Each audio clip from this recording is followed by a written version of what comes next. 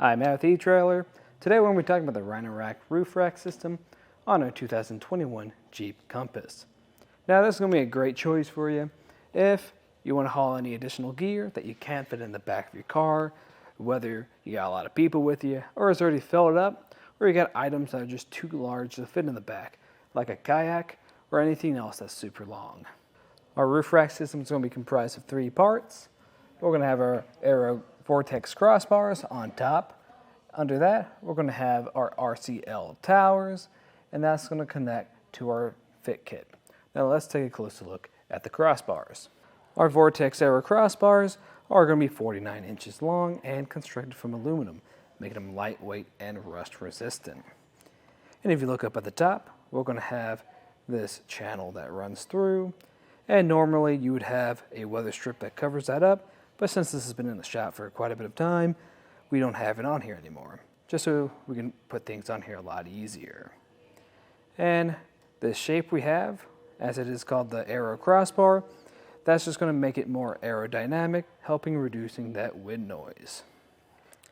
And this end cap we have here is just going to be locked into place, and how you take it off is using your included tool.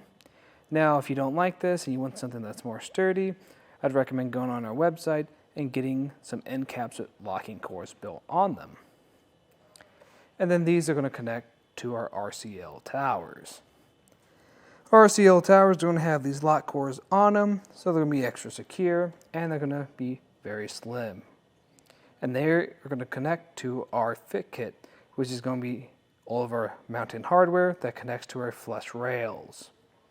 We're going to be able to put 2 different types of accessories on here. So we're going to have our regular clamp-on accessories, and then we're going to have our T-track accessories. That's what that weather strip up top is for, is to cover that up and also reduce wind noise. But when you remove that weather strip, you'll be able to put any T-track accessories on the very top. Now talking about accessories, let's get some measurements so we know what we can put up here. So if I go from the top of our roof to the bottom of the crossbar, that's going to be 2.5 inches. Which isn't a lot of space, so if you have some really large clamps, that might be kind of hard to get underneath here. And as far as how much space it adds overall, going from the top of our roof to the top of our crossbar, that's going to be 3.25 inches. Now what I'd recommend is taking the total height of your vehicle, the total height of the crossbars, adding that up so you know what areas you can make it under.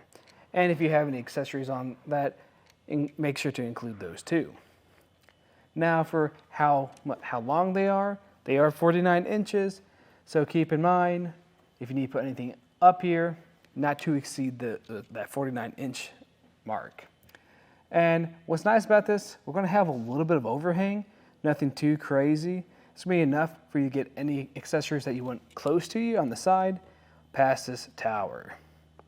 And we're going to have a weight capacity of 165 pounds, but always make sure you know what your roof can handle so you don't overload it. Overall, this is going to be a pretty good fit on the Compass today. It's going to be a very clean look for it, and it's going to be a fairly straightforward process. There's a couple things I find a little bit difficult when it comes to installing the hardware and the towers together, but I've kind of simplified that and found the best route to handle that. So if you need a hand with that, just stay tuned and I'll show you how to do it. Now to start off our installation, we're going to lay everything out. And as you can see back here, I already have my rear crossbar installed. I want to show you guys how to do the front one because it's going to be the same process.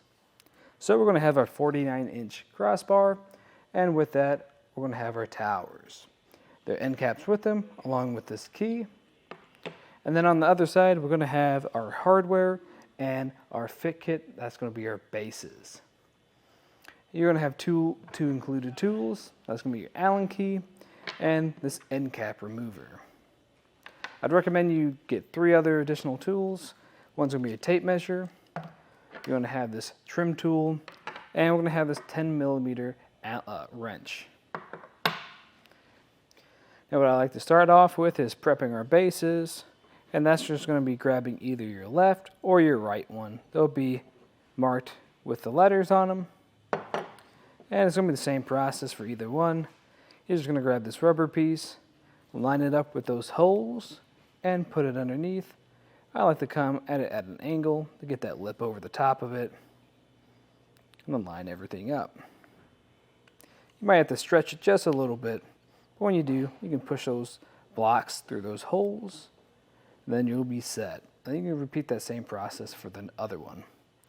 Before we get our bases up here, I'm going to have to take off these little plugs that block the holes so we can put the bases on. And to do that, I need to use my trim tool. And we're just going to come to the front of our car where we see these front two spots. And I'm just going to pull those right out. And then once I've done that, I'm going to repeat that same process on the other side. Now something to keep in mind when you're taking off the ones for the rear crossbar, instead of using the very back ones, we're going to use the middle ones, as it shows in your instructions. But now we can get our bases on. Now that we're up here and we remove those tabs, I'm going to grab my right one. As you can see, it has an R right there, and put it on my passenger side. I'm going to line up these two holes on the back of it with the holes that are on my flush rails. And with those lined up, I'm going to put these two bolts in. I'm going to just put them in hand tight at first, but after when I've got both of them on, then I'll tighten them down the rest of the way with our included Allen key. Now we want to grab our towers and make sure you take off the end caps. And once we have the towers, we can remove these end caps from our crossbars using your included tool. And we can slide these towers on, just pushing that middle block through this channel, just slightly.